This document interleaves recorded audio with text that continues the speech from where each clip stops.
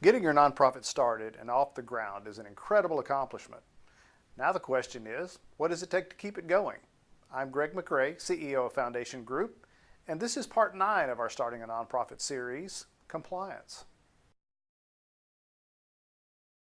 After incorporating and getting 501c3 status with the IRS, the biggest regulatory concern you'll have going forward is staying compliant with state and federal law, particularly in the areas of the reports and returns that are required each year. These regulatory filings are used to determine whether your nonprofit will continue to qualify as charitable and maintain its tax-exempt status. It's also about the principle of protecting the donating public by requiring transparency and good governance. Let's look at some of the various compliance filings that you'll be responsible for.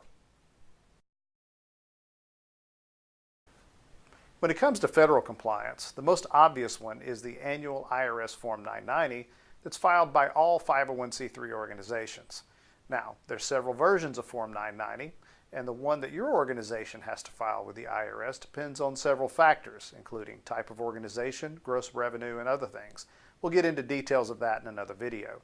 Suffice it to say that unless you're in the category of the tiniest nonprofits, Form 990 is an extensive information return. The IRS wants to know about your income and expenses by category, about your programs and accomplishments, grants to others, fundraising activity, even information about your board members, and lots of yes, no, explain type questions.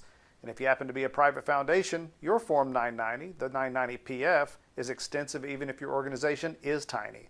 Another key point about Form 990 is that late filing will result in extensive penalties. 3 years of consecutively not filing it, and the IRS will revoke your 501c3 status, and you definitely don't want to deal with that.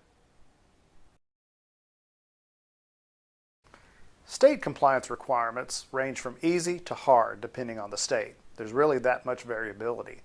Now, the top compliance concern is registering with your state's Division of Charities so that it can solicit donations from the public.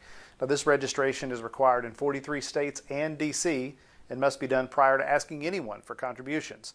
Nonprofits who cultivate donors in multiple states will need to register in each one of them. It's also not a one and done. Most states require your solicitation registration to be renewed annually. And like the federal penalties for non-compliance, state penalties can add up just as quickly.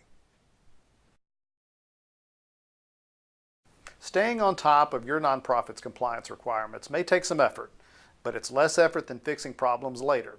Plus, you want to maintain excellence in this area, as it will do lots to enhance your organization's reputation and credibility. If you paid any attention to our video about record keeping, it should seem pretty obvious that if you're great at keeping records, the source material for maintaining your compliance filings will be there. For more information about this, see our companion article and more like it on our website at www.501c3.org. Thanks, and we'll see you next time. Hey, thanks for watching our video. Make sure you subscribe to our YouTube channel to see more like this. You can also like us on our Facebook page at facebook.com/foundationgroup. You can follow us on Twitter at twitter.com/foundationgroup. And you can always find us on the web at 501c3.org. Thanks.